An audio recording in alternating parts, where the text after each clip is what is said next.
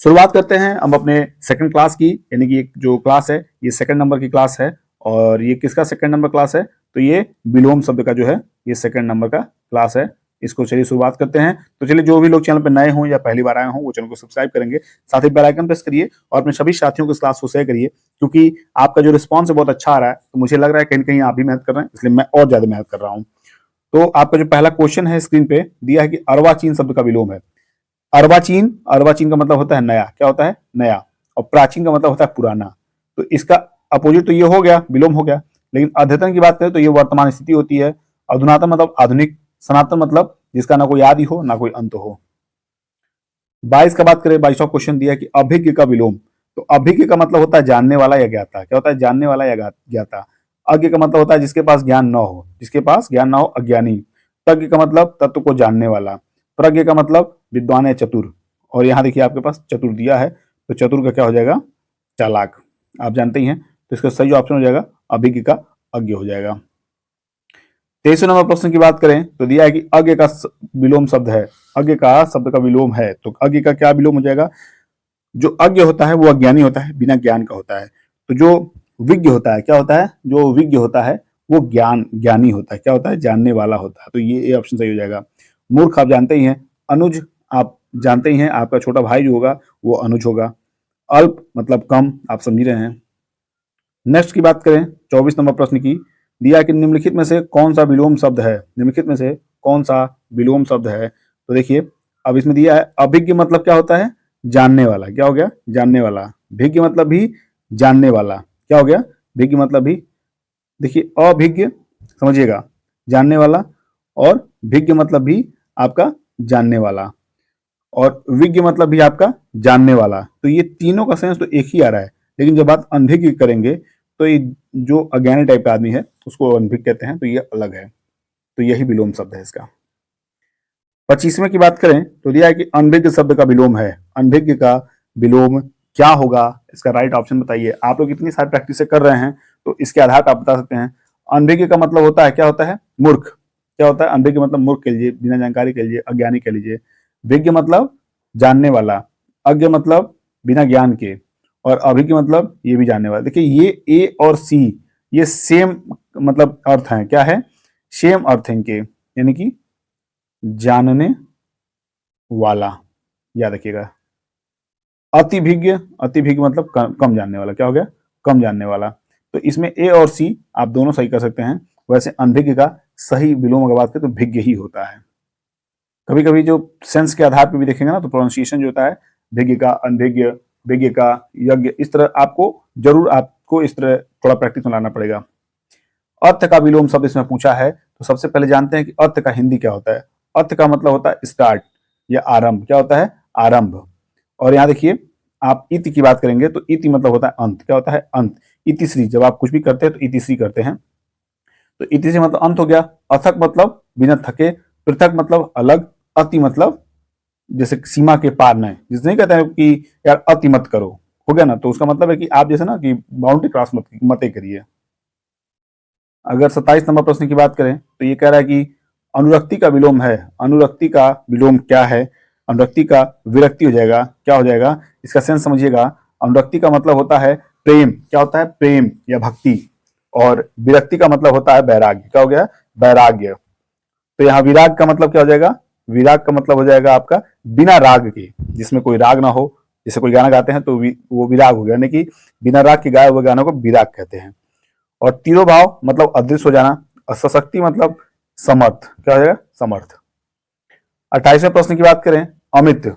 अमित शब्द का विलोम क्या होगा? तो इसका आप सभी आंसर करिए। अमित शब्द का जो विलोम है वो आपको पता होना चाहिए। परिमित होता है। क्या होता है? परिमित होता है। देखिए बी और सी थोड़ा ऊपर नीचे हो गए, इसको आप देख लीजिएगा, बाकी मैं आपको बता रहा हूं। अमित का मतलब होता है अत्यधिक या बेहद। क्या होता है? अत्यधिक या बेहद। और परिमित का मतलब होता है, क्या होता है? जिसे मापा जा चुका हो। अब जो बहुत ज्यादा हो उसे माप तो नहीं पाएंगे, तो जिसको मापा ना सके वो अमित है, और जिसको मापा जा सके वो परिमित है। और सुमित की बात करें तो अच्छा मित्र हो गया। और यहाँ कुमित की बात करें तो दुश्मन हो गया। और दुर्मित का बात करें तो दुर्मित एक ऐसा वर्ड है जो मेरे थोड़ा सा भी उसमें समझ नहीं पाता, इसलिए इसको छोड़ दिया था। 29वें प्रश्न की बात करें तो दिया कि अधिकृत शब्द का विलोम है। अधिकृत शब्द का विलोम क्या हो जाएगा, अधिकृत शब्द का विलोम जो हो जाएगा वो हो जाएगा अनाधिकृत। क्या हो जाएगा, अनाधिकृत। अनधिकृत क्या हो जाएगा, अधिकृत का अनअधिकृत क्या हो जाएगा, अनअधिकृत। याद रखिएगा, अधिकृत अनधिकृत। देखिए अधिकृत का होता है अधिकार होना, क्या होता है, इसका मतलब होता है अधिकार होना। मैं लिख नहीं रहा हूं, ऐसा समझिएगा, अधिकार होना। और अनाधिकृत का मतलब होता है जिसे अधिकार न दिया गया हो। क्या हो, जिसे अधिकार न दिया गया हो। और यहाँ देखिए अनधिकृत जो है, आप अगर देखेंगे तो अधिकृत का मतलब होता है जिसके पास अधिकार न हो। क्या हो गया, जिसको अधिकार न दिया गया हो, जिसके पास अधिकार न हो तो अनधिकृत हो जाएगा। अनाधिकृत तो अलग हो गया, अनधिकृत अलग हो गया, ये मात्रा के वजह थोड़ा सेंस अलग है। और अनधिकारी जो हो गया, अनाधिकारिक जो हो गया, ये बिना अधिकार प्राप्त हुए। क्या हो गया, बिना अधिकार प्राप्त हुए। और प्राधिकृत जो हो गया ये अधिकार पूर्ण हो गया। तो इसको याद रखिएगा, चारों का मैंने सेंस आपको बताया, पांचों का समझिएगा इसको अच्छे से। तीसरा नंबर प्रश्न है कि अनुलोम शब्द का विलोम है। अनुलोम शब्द का विलोम है, तो अनुलोम शब्द का विलोम सबसे पहले जानते हैं क्या होगा। तो अनुलोम का विलोम जो हो जाएगा वो प्रतिलोम हो जाएगा। क्या हो जाएगा, प्रतिलोम हो जाएगा। और कैसे, तो अनुलोम का मतलब होता है सीधा। क्या होता है, अनुलोम का मतलब होता है सीधा। और प्रतिलोम का मतलब होता है विपरीत। क्या होता है, ये सीधा हो गया और ये हो गया आपका विपरीत। क्या हो गया, ये विपरीत हो गया। और सुलोम इसका मैं नहीं बता पाऊंगा क्योंकि मुझे पता नहीं है, गलत बताने से बेहतर कि नहीं बताऊंगा। अनुलोम यहाँ पे देखिए, अनुलोम मतलब उल्टा, और यहाँ पे सॉरी, अनुलोम मतलब ऊपर से नीचे, नीचे आने वाला। ठीक है, ऊपर से नीचे आने वाला। और अवलोम का मतलब होता है उल्टा। क्या होता है, उल्टा। तो इस तरह अनुलोम का प्रतिलोम हो जाएगा। एक तीसरा प्रश्न देखेंगे, दिया है, क्या दिया है कि अलभ्य का विलोम है। अलभ्य का विलोम क्या हो जाएगा, तो अलभ्य का विलोम जो है आपका लभ्य हो जाएगा। क्या हो जाएगा, ये देखिए थोड़ा सा गलत हो, कट गया मुझसे। जो अलभ्य है उसका विलोम जो है लभ्य हो जाएगा। अलभ्य का विलोम लभ्य हो जाएगा। कैसे हो जाएगा, अलभ्य का मतलब होता है दुर्लभ। क्या होता है, दुर्लभ, दुर्लभ हो जाएगा। और सुगम का मतलब होता है सरल। सहज मतलब भी आप समझिए सरल, और सरल का मतलब आप समझ रहे हैं। और लभ्य का मतलब होता है पाया जाने वाला। क्या होता है, पाए जाने वाला। याद रखिएगा इन सब चीजों को। 32 नंबर की बात करेंगे, दिया कि अपव्यय का विलोम क्या है। अपव्यय का विलोम क्या है, तो सबसे पहले जानते हैं कि अपव्यय, अपव्यय का मतलब होता है फिजूल खर्ची। जैसे क्या होता है कि आपके पास जब जेब में ज्यादा पैसे होते हैं तो आपका दिमाग बहुत काम करता है। क्या होता है, ये खा लें, वो ले लें, तो इन सब चीजों पे अपव्यय करते हैं। क्या करते हैं, वो फिजूल खर्ची आप करते हैं। और अल्प व्यय का मतलब, अल्प व्यय का मतलब होता है कम खर्च करने वाला। मित व्यय का मतलब होता है कम खर्च करने वाला। और व्यय मतलब होता है खर्च। और अव्यय मतलब होता है जिसे खर्च न किया जा सके, जो खर्च न हो वो अव्यय हो गया। तो 32 का यानी कि अपव्यय का सही जो रियल में इसका जो अपोजिट होगा वो मित व्यय होगा। क्या होगा, मित व्यय। 33 नंबर प्रश्न देखेंगे, दिया कि अतिवृष्टि का विलोम है। अतिवृष्टि का विलोम क्या है, तो आपको पता होना चाहिए। अतिवृष्टि का मतलब जो होता है, वृष्टि मतलब बारिश, और अति का मतलब अत्यधिक वर्षा। क्या होगा, अत्यधिक वर्षा। अल्प वृष्टि मतलब कम वर्षा। लघु वृष्टि मतलब कम बारिश, ये भी हो गया। और अनावृष्टि मतलब सूखा हो गया। और न्यून वृष्टि मतलब ये भी कम बारिश हो गया। तो अतिवृष्टि का मतलब आप देख चुके हैं, अत्यधिक वर्षा। तो इसका जो सही हो जाएगा वो अनावृष्टि हो जाएगा। क्या हो जाएगा, अनावृष्टि। अनावृष्टि मतलब सूखा। 34 नंबर देखिए, 34 नंबर प्रश्न कह रहा है कि अवर का विलोम शब्द है। अवर का मतलब होता है छोटा। क्या होता है, अवर। जैसे आप दरोगा का जो फॉर्म भरे होंगे तो उसका शुद्ध जो हिंदी होता है वो होता है अवर निरीक्षक। यानी कि निरीक्षक से जो छोटा हो गया उसको सब इंस्पेक्टर बोलते हैं, यानी कि दरोगा बोलते हैं। तो अवर जो है आपको वहां देखने को मिलेगा। आपको अवर अधीक्षक मिलेगा, अवर महानिरीक्षक मिलेगा, आपको हर जगह देखने को मिलेगा। ये याद रखिएगा, अवर मतलब छोटा होता है। तो अवर का जो अपोजिट हो जाएगा वो आपको प्रवर हो जाएगा। क्या हो जाएगा, प्रवर मतलब बड़ा। क्या हो जाएगा, प्रवर, बड़ा। बात करें 35 नंबर की, दिया कि इसमें से अनुग्रह शब्द का विलोम कौन सा है। अनुग्रह, ए है आग्रह, बी है संग्रह, सी है ग्रहण, और डी है विग्रह। तो जो विग्रह हो जाएगा या इसका सही सेंस हो जाएगा। अनुग्रह मतलब इकट्ठा करना, और विग्रह मतलब अलग करना। अब देखिए 36 नंबर प्रश्न है कि अनिवार्य का विपरीतार्थक शब्द है।